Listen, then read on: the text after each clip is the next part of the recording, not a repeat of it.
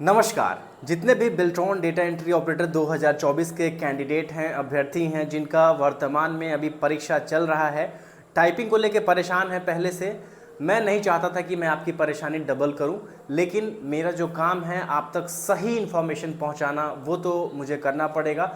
और जो चीज़ें आपको पहले पता चल जाएं बाद में कम तकलीफ़ देती हैं।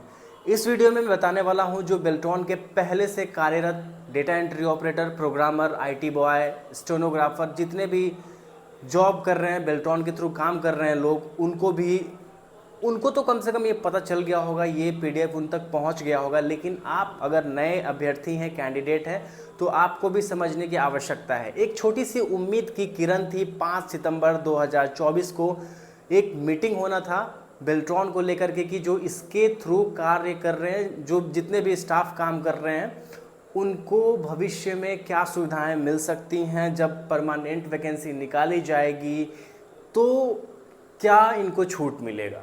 ठीक है, भविष्य में परमानेंट वैकेंसी जब भी निकाली जाएगी जिसमें आप बिहार राज्य कर्मी का दर्जा हासिल कर पाएंगे, तो उसको लेकर के बहुत इंपॉर्टेंट है। तो एक एक सेकंड आपका यहाँ पे इस वीडियो में कीमती है। अच्छे से वीडियो को देख के समझ लीजिएगा ताकि बाद में आपको ये चीज़ें परेशान ना करें। तो आप देखिए आपके स्क्रीन पे बिहार सरकार सूचना प्रौद्योगिकी विभाग का ये लेटर है, 8 अक्टूबर का है। यहाँ पे आप डेट देख सकते हैं, बिल्कुल लेटेस्ट है। और वैसे भी मुझे अब बताने की ज़रूरत नहीं है, जो लोग पुराने हैं उनको पता होगा कि इस चैनल पे कभी भी कुछ फर्जी में बातें बताता नहीं हूँ। लाइक सब्सक्राइब कर लीजिएगा जो लोग अभी तक नहीं कर पाएँ, ताकि हर चीज़ आपको अपडेट जेन्युइन मिलता रहे। नए लोग तो ज़रूर कर लीजिएगा सब्सक्राइब। बेल्ट्रॉन के द्वारा आउटसोर्सिंग के माध्यम से नियोजित कर्मियों के संबंध में दिनांक 5 सितंबर 2024 को प्रधान सचिव सामान्य प्रशासन विभाग की अध्यक्षता में संपन्न बैठक की कार्रवाई का प्रेषण। ठीक है, बहुत लोगों को इंतजार था, बहुत लोगों को पता था कि मीटिंग होने वाला है। मैं एक एक पॉइंट आपको बता दूंगा। और इस लेटर को बहुत सारे लोग सोच रहे होंगे कि हमें भी चाहिए, हमें खुद से पढ़ना है, समझना है। तो देखिए, आप लोग भले ही टेलीग्राम चैनल में आके जो भी पीडीएफ वगैरह है वो देख के फिर से निकल जाते होइएगा, लेकिन सब्सक्राइब कर लीजिए। कुछ भी फर्जी, कुछ भी बकवास हम लोग डालते नहीं हैं। एक एक चीज़ अपडेट आपको आपके काम का मिलेगा, और उसमें कोई फर्जी दूसरा आदमी कोई भी कमेंट नहीं करता है। तो आप आराम से, आपको ज़्यादा परेशानी होगी भी नहीं। दिन में 1 से 2 बार अपडेट आता है। ठीक है, तो टेलीग्राम चैनल ज्वाइन कर लीजिएगा ताकि आपको सारे पीडीएफ, सारी इन्फॉर्मेशन खुद से भी पढ़ने का मौका मिले। ठीक है, उपयुक्त विषय के संबंध में कहना है कि बेल्ट्रॉन के द्वारा आउटसोर्सिंग के माध्यम से विभिन्न विभागों, कार्यालयों में संविदा के आधार पर कार्यरत कर्मियों के संबंध में उच्च स्तरीय समिति के अनुशंसा के आलोक में सामान्य प्रशासन विभाग के संकल्प संख्या इतना दिनांक इतना के राज्य सरकार का यह निर्णय संसूचित है कि कर्मी सरकार के कर्मी नहीं है।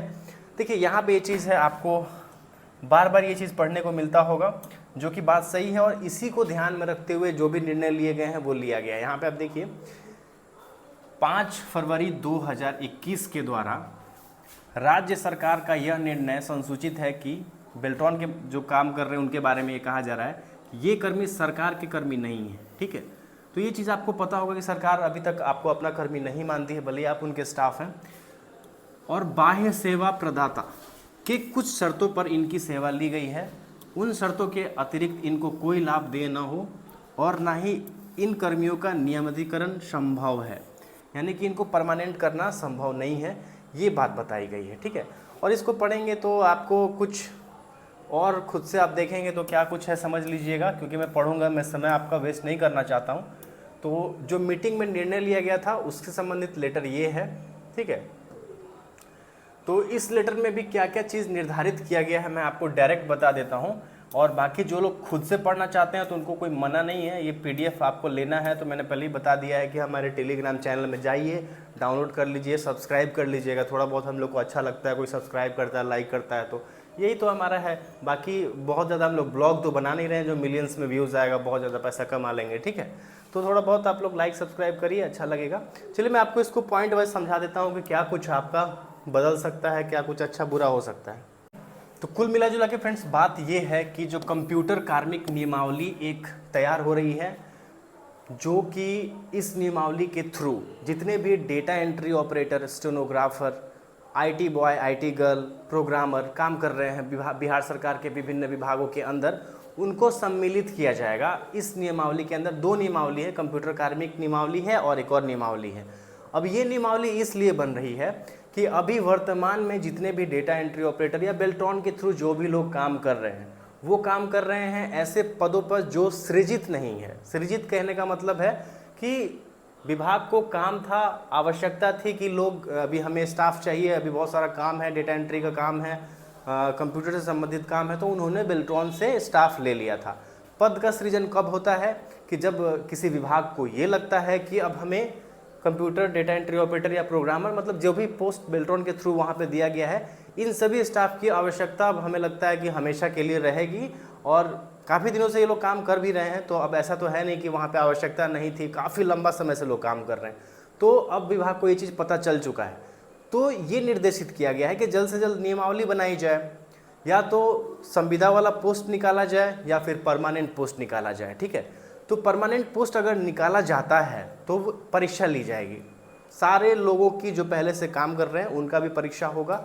अभी आप ज्वाइन करने वाले हैं, थोड़ा बहुत आप काम कर लेंगे, जब तक आपकी ज्वाइनिंग हो जाएगी आपको फिर भी परीक्षा देना पड़ेगा। ठीक है, तो परीक्षा दे के आप दोबारा से जाएंगे तो आप बिहार सरकार के कर्मी कहलाएंगे। बाकी सारी सुविधाएं जो राज्य सरकार के द्वारा दी जाती हैं, dearness allowance, house rent allowance, TA, ठीक है, सारी चीज़ें आपको जो बिल के थ्रू पास होती है वो सारी चीज़ें सुविधाएं मिलेंगी।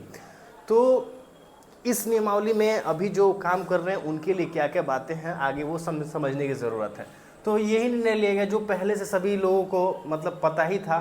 कुछ भी ऐसा कुछ अच्छा नहीं हुआ है बेल्ट्रॉन कर्मियों के साथ। बस एक चीज़ बताया गया है कि कट ऑफ डेट का निर्धारण किया जाएगा कि मतलब कि इस डेट के बाद जितने भी लोग ज्वाइन किए हैं उनको क्या मिलेगा। तो बस उम्र सीमा में छूट मिलेगी।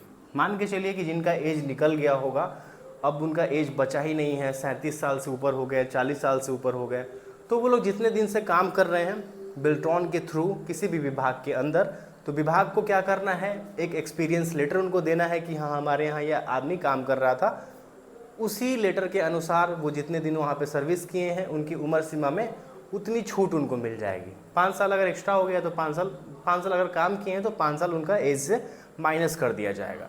तो वो दोबारा से फॉर्म भर के एग्ज़ाम दे के ज्वाइन कर पाएंगे। ठीक है, कोई अंक नहीं मिलेगा। सबसे ज़्यादा उम्मीद थी इसको लेकर के कि जितना वर्ष आप काम कर रहे हैं, जैसे कि अन्य संविदा कर्मी का क्या है, 1 साल का 5 अंक मिलता है, 2 साल का 10 अंक, 3 साल का 15 और 5 साल तक का 25 अंक मिल जाता है। ठीक है, ये सिस्टम है बिहार में। जो संविदा कर्मी पहले से काम कर रहे हैं किसी भी विभाग के अंदर, तो उनको 1 साल के लिए 5 अंक मिलता है। किसी भी परीक्षा को अगर वो देने जाते हैं तो उनको ये इतना अंक कार्य अनुभव पे फ्री में मिल जाता है। तो वो अपने आप को ऊपर समझते हैं कि हाँ भाई मैं पास कर जाऊंगा क्योंकि मुझे 25 नंबर मिल गया, 5 साल मैंने काम किया था तो उसका फल मुझे कुछ तो मिल रहा है। लेकिन ये चीज़ें अंक में कोई छूट बेल्ट्रॉन को इस मीटिंग में भी नहीं मिला है, जो काफ़ी निराशाजनक है। जो लोग कार्य कर रहे हैं उनको बहुत तकलीफ हो रही है क्योंकि बहुत दिनों से वो लोग काम कर रहे हैं और आप भी कल को काम करेंगे, तो ये चीज़ आपको एक्सेप्ट कर लेनी चाहिए। अभी से तैयारी में लग जाना चाहिए, या तो दूसरी जॉब के, या फिर अगर आपको इसी में काम करना है तो मेहनत आपको करनी पड़ेगी। बिहार एसएससी के थ्रू फिर इसका एग्जामिनेशन लिया जाएगा। ना तो आप संविदा कर्मी कहे जाएंगे और ना ही राज्य कर्मी। अभी आप एक आउटसोर्सिंग स्टाफ हैं जो सरकारी नहीं है। मैंने आपको लेटर में पहले ही दिखा दिया है। ठीक है, सरकारी कोई सुविधा आपको नहीं मिलेगी। बस आपको समय समय पे जो 10% का इंक्रीमेंट होता है, जब तक आपकी जॉब है वो मिलती रहेगी। 10% हर साल आपकी सैलरी में वृद्धि होती है। थोड़ा सा अच्छा चीज़ है यहाँ पे, ये राहत है, पुराना नहीं है, मैं कुछ नया नहीं है वो। पदों का सृजन होगा। पदों का सृजन होगा मतलब क्या कि जो भी विभाग में जितने लोग काम कर रहे हैं उतने सीट तो है ही, अगर उसके अतिरिक्त भी कोई सीट है तो सभी विभागों को ऑर्डर दिया जाएगा कि जितनी भी सीटें हैं, data entry operator, programmer, stenographer, जो भी पोस्ट है सभी का ब्यौरा दिया जाए सामान्य प्रशासन विभाग को, ताकि आगे की कार्रवाई की जाए। इनको संविदा वाला पोस्ट, संविदा वाली वैकेंसी निकाली जाए या परमानेंट निकाली जाए।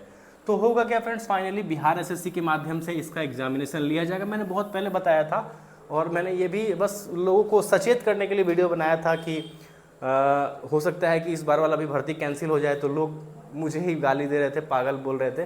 तो खैर आपका अपना काम है, जो समझदार है उनको सारी चीज़ें पता होंगी, और जो थोड़ा सा ज़्यादा ही ओवर उड़ने लगते हैं तो उनके लिए दिक्कत की बात है। ठीक है, तो मैं बस आपको समझाने के लिए जो चीज़ें बताता हूँ। परीक्षा एवं टाइपिंग का पुनः आपको एग्ज़ाम देना पड़ेगा। एग्जामिनेशन बिहार एसएससी के लेवल का होगा। अभी सिलेबस का निर्धारण नहीं हुआ है, क्या पूछा जाएगा क्या नहीं, लेकिन हाँ बिहार एसएससी के स्टाइल में ही कुछ पूछा जाएगा। ठीक है, टाइपिंग आपको फिर से देनी पड़ेगी और टाइपिंग में इस बार कोई छूट नहीं। 35 आपका इंग्लिश और 30 हिंदी मिनिमम, ये तो रहेगा ही रहेगा। तो यही सारी चीज़ें आपको मुझे बता देनी चाहिए थी, क्योंकि कल को आप जुड़ेंगे, बाद में तकलीफ़ हो, उससे अच्छा अभी से एक्सेप्ट करके रहिए और मेहनत करते रहिए, ताकि कहीं ना कहीं आप हो सकता है कोई बढ़िया जॉब में चले जाएं। और नहीं तो इसी में जाना है तो लेवल 3 का जॉब लेवल 4 का होगा। लेवल 3 या 4 का आपके स्टार्टिंग से ही 4 का ही रहता है, काफ़ी अच्छी सैलरी रहेगी, लगभग आपको 40-45 हज़ार के आसपास इन हैंड सैलरी मिल जाएगी। तो बेहतरीन है, ये भी अच्छा है। काम करिए, एक्सपीरियंस बढ़ाइए, टाइपिंग स्पीड अपना और इंक्रीज़ करते रहिए। मिलते हैं किसी नए जॉब अपडेट में कल को फिर से नए वीडियो के साथ। तब तक धन्यवाद।